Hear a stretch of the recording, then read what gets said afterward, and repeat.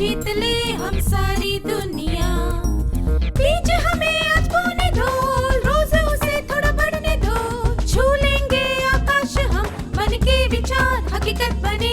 सिद्धि फल से आनंद देंगे, कोशिश कर बढ़े, सोच बुलंद करे।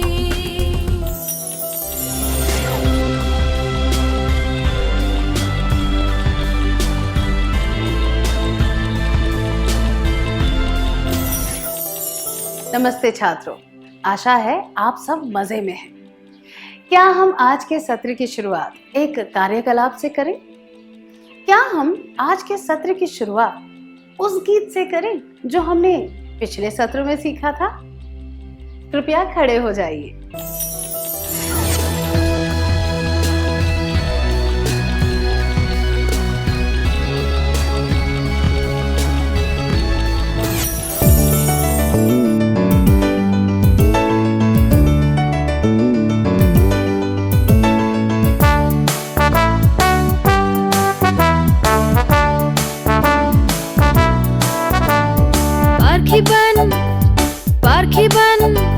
पारखी बन, तू पारखी बन।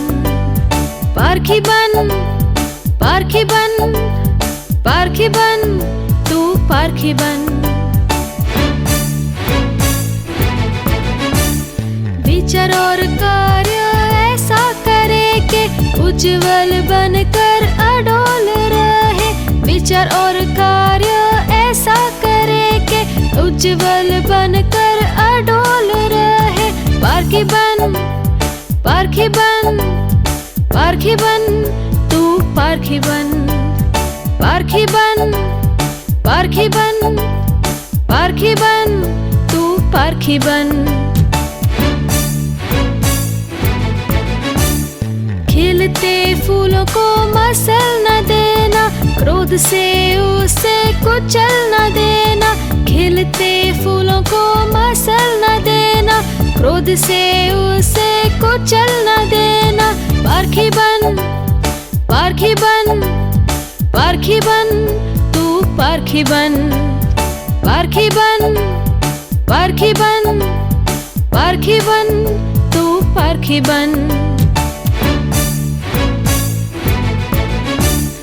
परिस्थिति से ऊपर उठकर नवीनता से तू खिल जाएगा। परिस्थिति से ऊपर उठकर नवीनता से तू खिल जाएगा। पारखी बन, पारखी बन, पारखी बन, तू पारखी बन। पारखी बन, पारखी बन, पारखी बन, तू पारखी बन।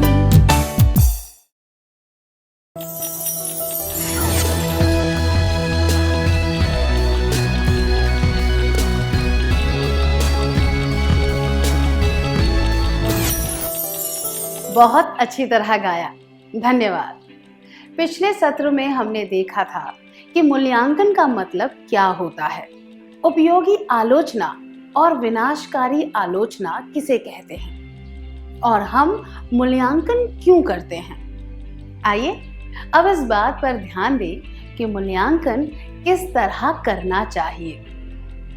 क्या हम एक और कार्यकलाप करें? मेरे पास एक चित्र है।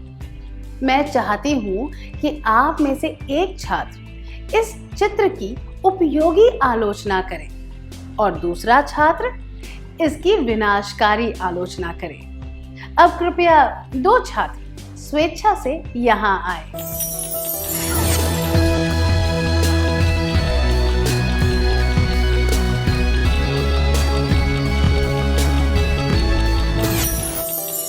आपने जो आलोचना की उसके लिए शुक्रिया।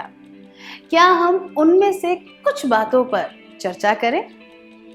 अगर आपको किसी चित्र में कोई कमी दिखे, जैसे कि टेढ़ी नाक, तो आलोचना करने का सही तरीका यह होगा, इसकी नाक कुछ ठीक नहीं है, या फिर इसकी नाक जरा टेढ़ी है।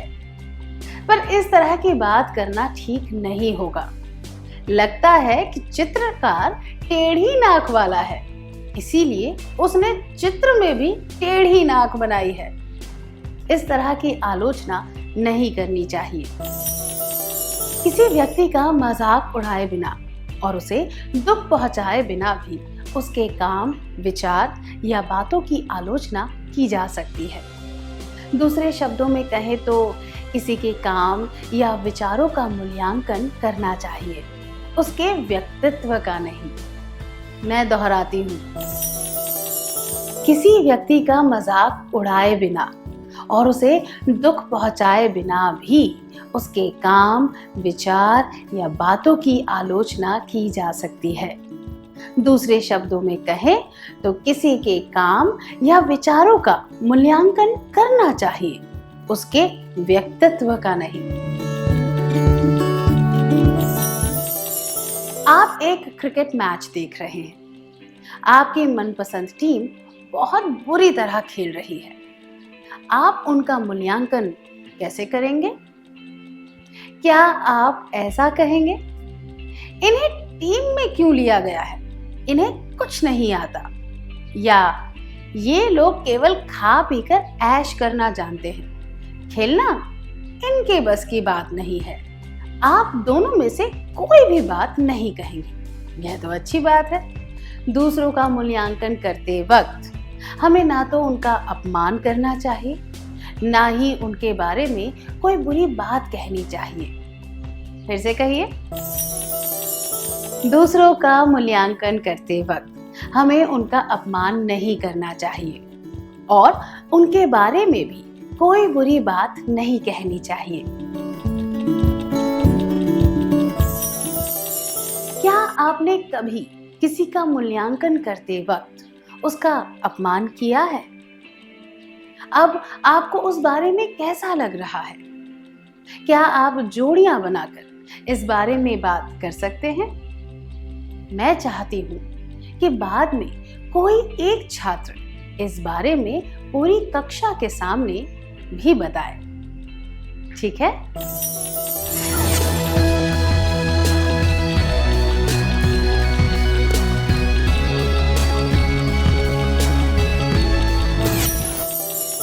बिना हिचकिचाहट के इस बारे में बताने के लिए शुक्रिया। आपको अपनी बहन से गुस्सा है, इसलिए आप उसके हर काम को बुरा बता रहे हैं। क्या यह सही है या गलत? यह बिल्कुल गलत बात है। दूसरों में दोष ढूंढने के लिए मूल्यांकन नहीं करना चाहिए। आइए फिर से कहें, दूसरों में दोष ढूंढने के लिए मूल्यांकन नहीं करना चाहिए। जब भी आप शाम को 6 बजे के बाद तक खेलते रहते हैं, तब आपके पापा आपसे कहते हैं, बहुत खेल लिए, अब अपनी किताबें निकालकर पढ़ाई करो। उस समय आप क्या सोचते हैं? अरे, वे कितने बोर बातें करते हैं, या उन्हें बर्दाश्त नहीं होता कि मैं खुशी से खेल रहा हूं। क्या आप इस तरह की बातें नहीं सोचते? आपको कभी भी बिना सोचे समझे कोई निष्कर्ष नहीं निकालना चाहिए। आपको ये नहीं सोचना चाहिए कि दूसरों को परेशान करके उन्हें खुशी मिलती है। तो बिना सोचे समझे हमें दूसरों के बारे में कोई निष्कर्ष नहीं निकालना चाहिए। किसी की बातों का मूल्यांकन करते समय हमें उनके बारे में कोई नकारात्मक बात नहीं करनी चाहिए। अब आपको स्क्रीन पर कुछ प्रश्न और उनके उत्तर दिखाई जाएंगे। हर एक प्रश्न के लिए आपको सबसे उचित उत्तर चुनना है। क्या आप तैयार हैं? प्रश्न 1, आपका दोस्त परीक्षा की तैयारी करने के बजाय टीवी देख रहा है। आप उसकी यह गलती उसे बताना चाहते हैं। आप क्या कहेंगे? 1, तुम पढ़ाई करने की जगह टीवी देख रहे हो, क्या तुम्हें इतनी सी बात भी समझ नहीं आती? 2. परीक्षा के समय टीवी देखकर तुम बहुत बड़ी गलती कर रहे हो. 3. मैं तो यह सुझाव दूंगा कि तुम्हें अभी पढ़ाई करनी चाहिए. टीवी तो छुट्टियों में भी देख सकते हो.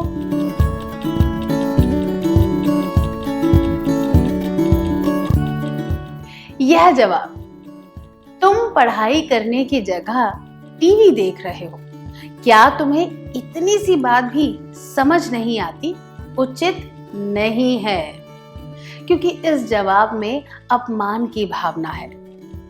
परीक्षा के समय टीवी देखकर तुम बहुत बड़ी गलती कर रहे हो. इस जवाब से यह पता चलता है कि आप उसकी गलती निकालकर उसे दोषी ठहरा रहे हैं.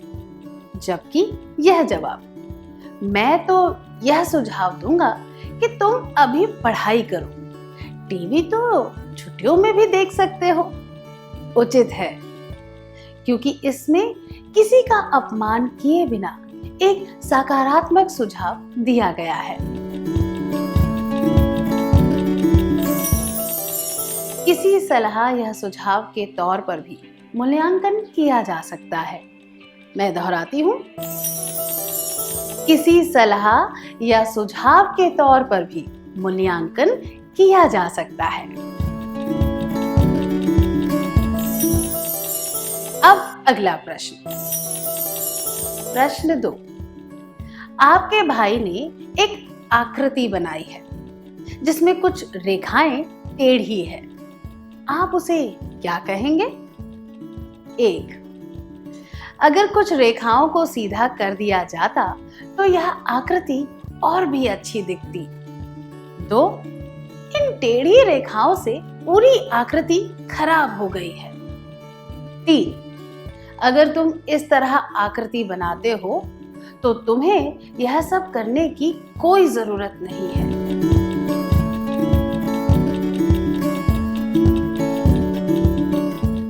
यह जवाब, अगर तुम इस तरह आकृति बनाते हो तो तुम्हें यह सब करने की कोई जरूरत नहीं है, अनुचित है, क्योंकि आप किसी के काम का अपमान कर रहे हैं और इससे दूसरे व्यक्ति को दुख भी पहुंच सकता है. यह जवाब, इन टेढ़ी रेखाओं से पूरी आकृति खराब हो गई है, भी अनुचित है, क्योंकि आप मूल्यांकन करने का नकारात्मक तरीका अपना रहे हैं. जबकि यह जवाब, अगर कुछ रेखाओं को सीधा कर दिया जाता तो यह आकृति और भी अच्छी दिखती, उचित है, क्योंकि इसमें कोई नकारात्मक बात नहीं है. आपके इस मूल्यांकन में एक अच्छा सुझाव भी है. अगली बार जब आपका भाई कोई आकृति बनाएगा तो संभव है कि वह इस बात को ध्यान में रखकर ऐसी गलती नहीं करेगा.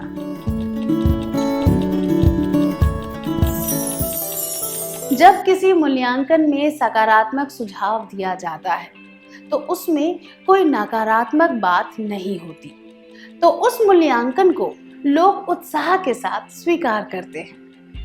मैं दोहराती हूँ, जब किसी मूल्यांकन में सकारात्मक सुझाव दिया जाता है और उसमें कोई नकारात्मक बात नहीं होती तो उस मूल्यांकन को लोग उत्साह के साथ स्वीकार करते हैं. क्या अब हम एक कार्यकलाप करें? इन शब्दों को देखिए.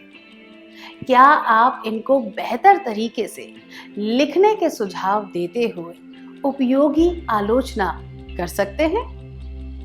आपको सकारात्मक तरीके से बात करते हुए सुझाव देने हैं.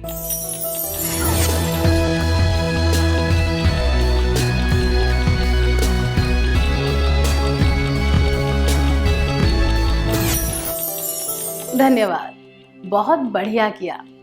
मुझे खुशी है कि आप सीखी हुई बातों को प्रयोग में ला रहे हैं. अब एक और प्रश्न. प्रश्न 3.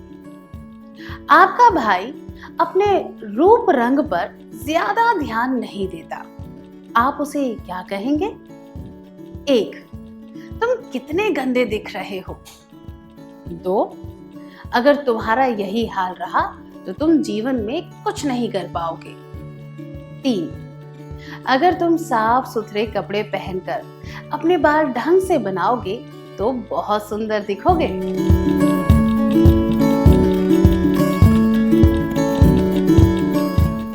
ये दोनों जवाब, तुम कितने गंदे दिख रहे हो और अगर तुम्हारा यही हाल रहा तो तुम जीवन में कुछ नहीं कर पाओगे, अनुचित है, क्योंकि इनमें किसी का अपमान करते हुए आलोचना की गई है.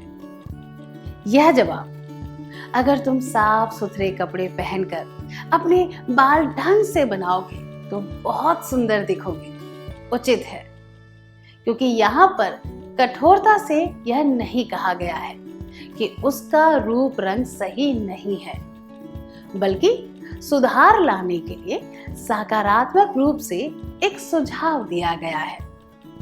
तो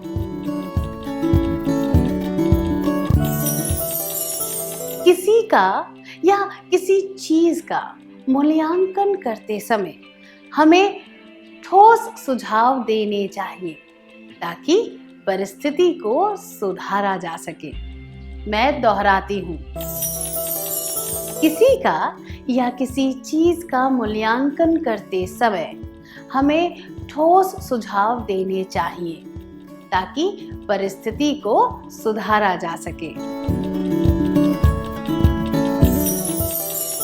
अब मैं आपको एक कहानी सुनाती हूँ. 4 दोस्त समुद्र के किनारे टहलने गए. उन्होंने आवश्यकता की सभी चीजों को 4 अलग अलग थैलियों में भर लिया. उनमें से एक थैली में खाने पीने का सामान था. खाने के सामान वाली थैली सबसे भारी थी. एक दोस्त ने स्वेच्छा से कहा कि वह खाने के सामान वाली थैली उठा लेगा. यह बात सुनकर बाकी सब दोस्तों ने उसे कहा कि वह बहुत भोला है. उन्होंने उसका मजाक उड़ाया कि वह अपनी मर्जी से इतना भारी सामान उठाना चाहता है. चलते चलते सब लोग कुछ खा पी भी रहे थे. जब वे आधे रास्ते पहुंचे तब खाने के सामान वाली थैली खाली हो चुकी थी. तब वो आराम से अपना हाथ हिलाकर घूमने लगा. उस समय बाकी दोस्तों को यह बात समझ आई कि वह भोला नहीं था. मैं चाहती हूँ कि 4 छात्र यहाँ आकर इस कहानी का मूल्यांकन करें. आप में से 2 छात्रों को यह बताना है कि इस कहानी में आपको कौन सी बातें पसंद आई और 2 छात्रों को यह बताना है कि उनको कौन सी बातें पसंद नहीं आई.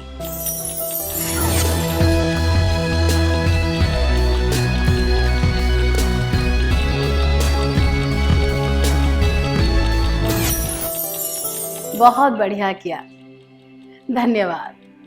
अब एक और प्रश्न. प्रश्न 4. एक क्रिकेट मैच चल रहा है. आपके दोस्त को चोट लगी है, फिर भी वह मैच खत्म करने के लिए खेलता जा रहा है. आखिरी रन लेते समय उसकी चोट में बहुत दर्द होने लगा और वह रन आउट हो गया. आपकी टीम बस 1 रन की वजह से मैच हार गई. आप अपने दोस्त से क्या कहेंगे? 1. क्या तुम और तेज नहीं दौड़ सकते थे? 2. चोट लगने के बावजूद तुमने बहुत बहादुरी से खेला. बदकिस्मती से हम हार गए. कोई बात नहीं, हमने अच्छा प्रयास किया. 3. मुझे तो इस बात का अफसोस है कि तुम्हें टीम ने लिया ही क्यों.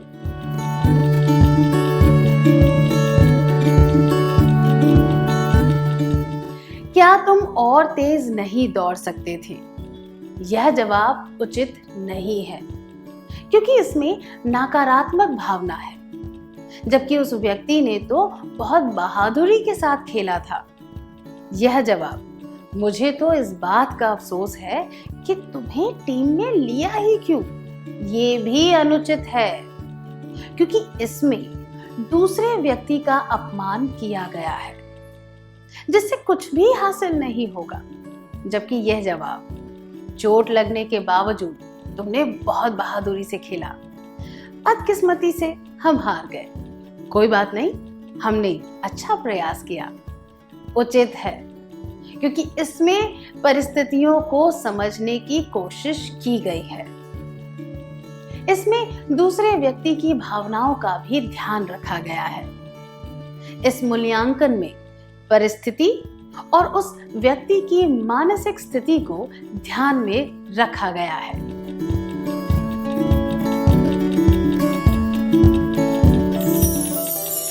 जब हम किसी के विचारों, शब्दों या काम का मूल्यांकन करें, तो हमें परिस्थिति, दूसरे व्यक्ति की मानसिक स्थिति और उसके इरादों को ध्यान में रखना चाहिए।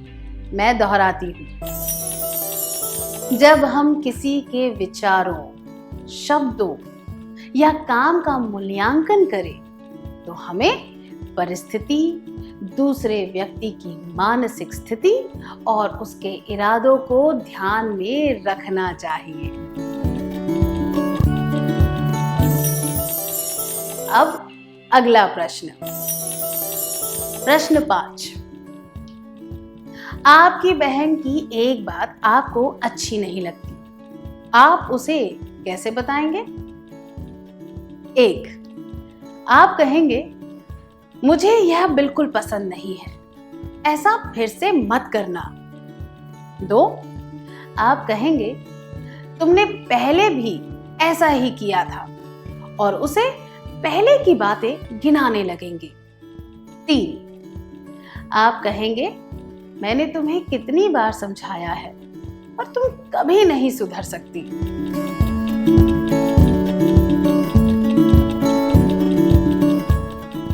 ये दोनों जवाब, आप कहेंगे, तुमने पहले भी ऐसा ही किया था, और उसे पहले की बातें गिनाने लगेंगे। और आप कहेंगे, मैंने तुम्हें कितनी बार समझाया है, पर तुम कभी नहीं सुधर सकती। उचित नहीं है, क्योंकि इसमें गलतियां निकालकर नकारात्मक तरीके से मूल्यांकन किया गया है। जबकि यह जवाब, आप कहेंगे, मुझे यह बिल्कुल पसंद नहीं है, ऐसा फिर से मत करना, उचित है, क्योंकि यह मूल्यांकन वर्तमान स्थिति पर आधारित है। इसमें बिना मतलब के पुरानी बातों को कुरेदा नहीं गया है। पुरानी बातों को निकालने से कुछ हासिल नहीं होता। ऐसा करने से रिश्तों पर बुरा असर पड़ता है। मूल्यांकन करते समय हमें वर्तमान स्थिति पर ध्यान देना चाहिए, पुरानी बातों पर नहीं। मैं दोहराती हूँ, मूल्यांकन करते समय हमें वर्तमान स्थिति पर ध्यान देना चाहिए, पुरानी बातों पर नहीं। क्या हम आज के सत्र में सीखी हुई बातों का सार संक्षेप कर लें?